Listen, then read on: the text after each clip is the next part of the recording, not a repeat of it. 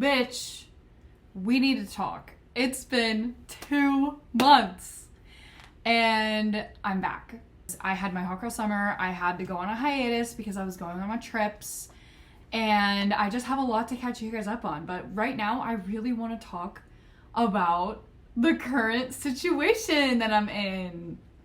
And it's a situationship. Also, the lighting might not be the best, because A, it never is, and B, I have this like neon light situation up top, and it looks really good when it's like on, like it's like super aesthetic, but like it makes me look really weird. So yeah, we're here for the aesthetics. Also, my hair has never looked worse. Oh my god. Actually, it doesn't look that bad. It just needs brushed. But no, I'm not doing it up for the camera. Like, you can literally just listen to what I'm saying. I have my cold brew here. I have my water. And you guys grab yourself a drink and a snack and whatever else you're gonna need, because this is gonna be a long one. Because I'm already a yapper as it is, and I have a lot to say. I am extremely bent out of shape right now about a few things. Well, there's like a whole laundry list of things going on right now, but I need to first talk about my friends with benefits situation.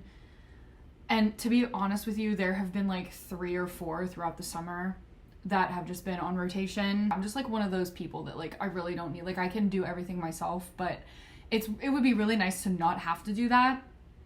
Like I would like to be with somebody and not have to be like forced into being either alone or with someone just because like I want to be with someone, like because I don't want to be with someone just because I want to be with someone. I want to be with someone because I like them and because they add value to my life and because they're cool and funny and that I like them. Hot take, some people get married just to get married. And I'm not that person. I will not settle. And this is why I'm so bent, because like I feel like I have so much to offer and no one is seeing the worth in that because everyone's just worrying about their ex. Like everyone's always hung up on their fucking ex still. It's always what it is. I get wanting to like hang back and heal and stuff, but if you are in a healing era, leave her alone. Leave the girls alone. If you get a DM from a girl, it's because she wants you. Like, it's because she wants you. And women, I think, in my experience, women have been becoming more and more bold. Women are getting more comfortable saying that they're interested and coming out of nowhere and just being like, let's do this. And the guy, unfortunately, in my opinion, in my experience, has been unreceptive, taken aback by the fact that like a girl is coming on to them maybe, and just generally unprepared to be in a situation. So that's how we get into the friends with benefits situationship, because it's the man who is uninterested in being in a relationship with the woman. So then it turns into a relationship junior. That's what I call it. It's like a relationship junior, because it's not a relationship. It was like born out of like one party wanting to be a relationship and the other one is like not. So it's literally like junior. Like if I'm gonna name my kid Carl Jr. because my husband's name is Carl, I'm not Carl, but he's still Carl Jr. though. Like, it's a relationship junior. Like, hear me out. And like, I have just been feeling so stupid and used, and I feel like I'm starting to see so clearly, and I'm starting to withdraw. Once a woman withdraws from you, bro, it's fucking over. If you're talking to a girl and all of a sudden she stops caring and she starts not emoting and she's just like, okay, yeah, sure. And there's no, oh, what's wrong? Are you okay? What happened? Did I do something? No. It's, thank fuck, she's finally leaving me the fuck alone. Bitch. Like, and I'm seeing it now. I'm seeing it clearly. And that's it. Like, I'm starting to get to the point where I'm withdrawing from the situation. I literally have never been so turned off. It's just so over for all of these people. Because I don't even like you anymore as a friend, and I don't even want to be around you no. Like, no D is worth all of this, like, mental and emotional turmoil that I've been putting myself through this summer. Being too busy to do anything. Like, I've also been pouring into my own cup, guys. Don't worry. Like, I'm doing better than I was the last time I made a video. Like, I have been going to spin classes every fucking day almost, other than when I went on my vacations. And I'm doing really well in that sense. And I feel, like, physically great. Like, everything's great. Except I'm like, guys, where is my fucking person? My summer anthems have been Good Graces by Sabrina Carpenter, Peter by Taylor Swift, and The Prophecy by Taylor Swift. Because I just feel like everyone is unable to fucking stay in my good graces. It's not that complicated, as she says. It's literally written in the fucking scripture, in Bibles. Okay? It's literally not that complicated. And then with Peter, it's like, and I'm probably losing some of you, but that's okay. But in Peter, she talks about how literally the chorus goes, you said you were going to grow up and you were going to come find me. Like, you said you were going to try. You said you were going to invest. You said you were going to get better. You were going to get your shit together and come find me and be in a relationship with me. And guess what? That's not happening. And that's okay, because it's just over. I'm done. I'm withdrawing. I'm done. And then The Prophecy, I'm like, guys, when is it my turn? Like, literally, I don't want money. I don't want fame. I don't want, like, I mean, of course, obviously, like, I would be stupid if I said that I didn't want those things. But, like, I would take a person who just wants to be around me and cares about me and listens to me and doesn't make me repeat myself 47 times and doesn't disregard me as a person, whether or not we're in a sexual relationship or otherwise, like a romantic one, which obviously that's going to come with sexual things, unless you're asexual, I guess. But, like, I'm not asexual. What's even crazier is when they wanted you first and then they stop wanting you because you showed that interest back to them. It's like, you were just in it for the chase then. You were just in it for the chase. You got what you wanted, and I misread all of the signs. You wanted me first. I'm getting heated, so I'm gonna have to start drinking water to keep my body temperature down. I need to cool down. Recently, I got myself into this situation where I was talking to this guy who is a pretty good friend of mine, I would say, and we have been friends for a while, and it just kind of happened, and he started it, and baby, that's the only man who will never disappoint me. My baby. I would say things like, I'm sure you're not really looking for anything serious right now, because I know that this person just got out of a relationship. Maybe. I don't know. Like, I'm still so, like, he's being intentionally vague on purpose because I don't know, like, you know how when you can just tell that maybe someone's still wrapped up in some shit, or, like, maybe they're, like, actively exploring their other options, and you have absolutely no right to be like, what are you doing? I thought this was about me. But, like, if you're talking to somebody and you're having, like, romantic interactions with them and you guys really like each other and there's no sex really, and, like, it's just becoming just, like, this back and forth of, like, who's gonna make the first move, who's gonna sleep with each other first, like, who's gonna start it, and it's just not happening. You know, I'm not showing enough interest or something, he's not showing enough interest, he thinks that we're just friends, I'm suggesting that I think that we're just friends, and I actually did that first, so maybe he thinks that I just want to be friends. Like, it's just such a thing, and the only thing that would help clear this up is if we had a conversation about it. Just, I feel like this person just isn't very present, and yeah, like, even my best friend is a doctor all day, and he's gay as fuck, so there's no incentive for him to care about me whatsoever other than the fact that we're best friends. he can still like check on me and like text me. I'll get a text like on lunch break and like in between patients, and he'll be like, hey, what's up? And then I send him an audio message, and then he listens to it the next time he gets a chance. And sometimes he sends one back because we're friends and because he cares about me. It's so fucking weird to be seen as a human being. So basically the story goes, I am on my period, right? And I'm very vocal usually about when I'm on it. I'm like, okay, I'm down bad. So how much are you going to demand from me? Like, you know that I can't really give you everything right now.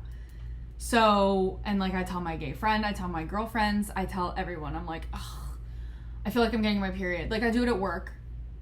And it's just kind of like a meter. It's a metric of how attentive and how much I need attention, basically.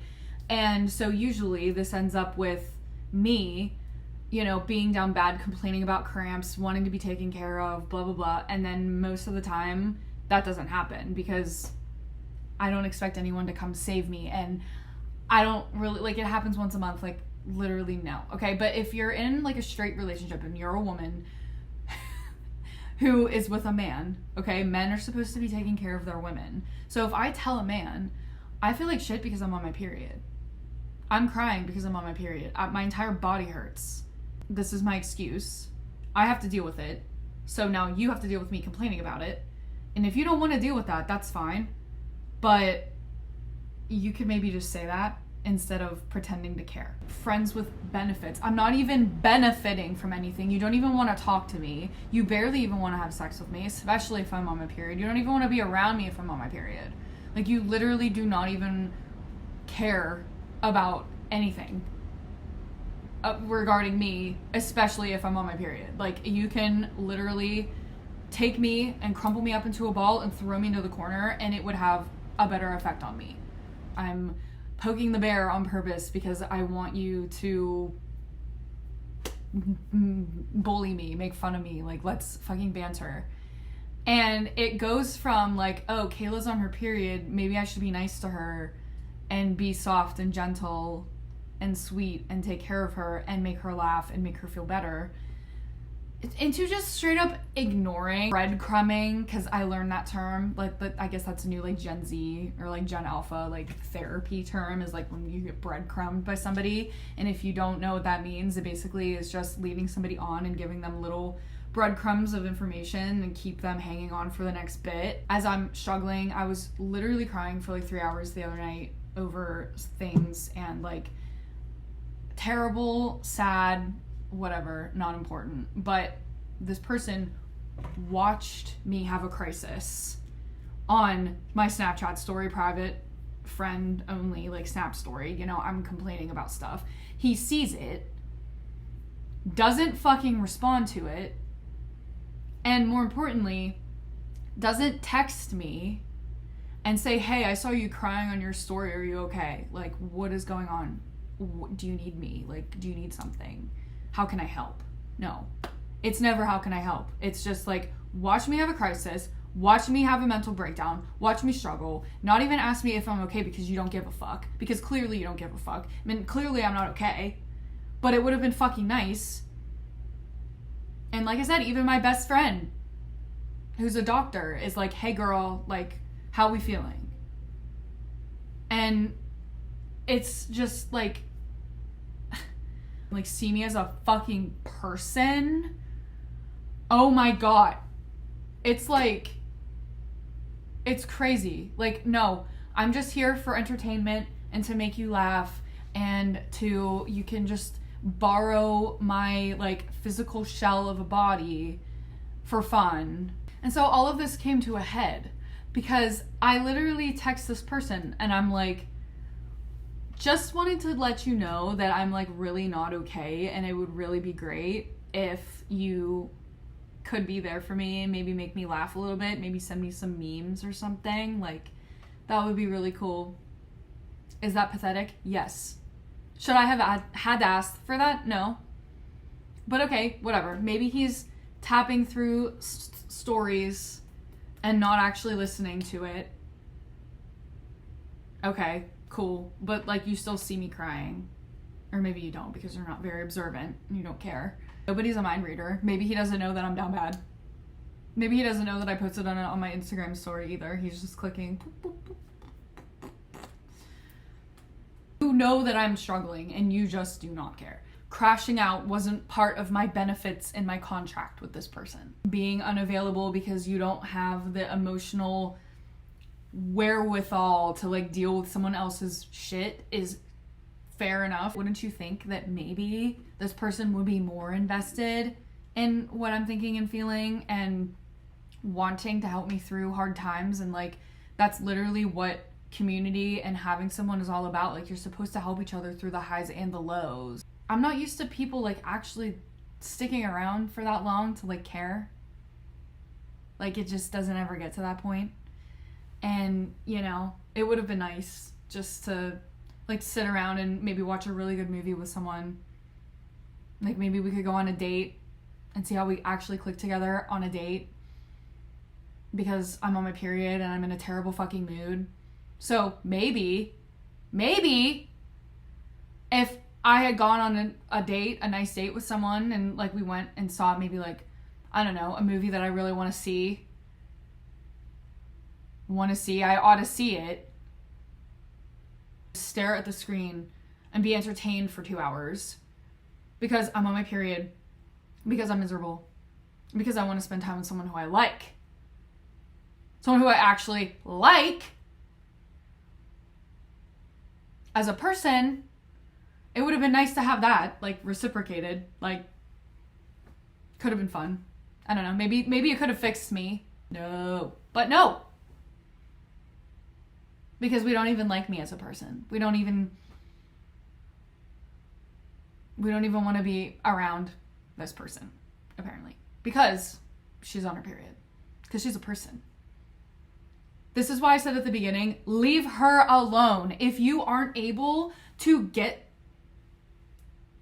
your shit together, your emotional baggage, your ex in the picture, like if you're still in this like limbo, like it's not how low can you go, it's how low am I gonna go in your limbo, because you are the one who needs to fucking figure it out.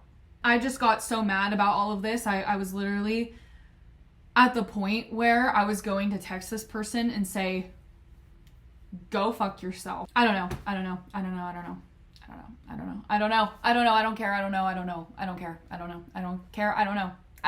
care.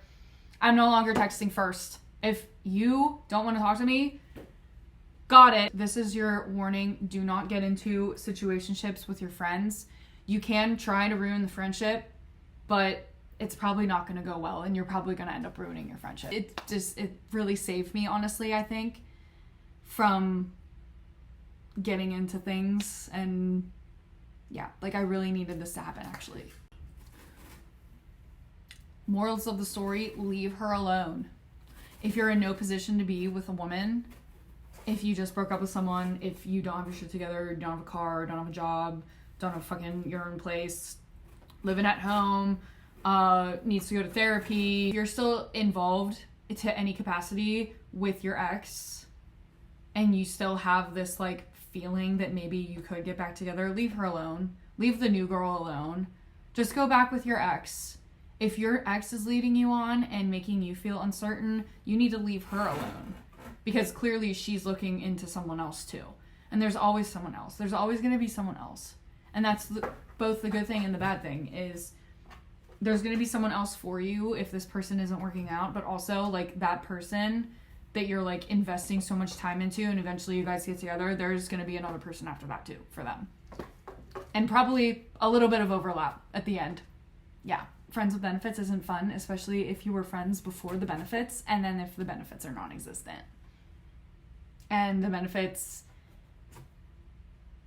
were never really clearly outlined, and you thought that maybe you guys would have a sexual relationship, and then you didn't, and then it got really awkward, and then you guys had a conversation about it, and then it was better, and then it got worse again, and now you're on your period, so like you can't have sex. And so they don't even want to see you at all. And then you had a mental breakdown. And then they didn't care about it probably because you're on your period. And there's no reason to hang out if I'm on your period. If I'm on your period, we're not hanging out.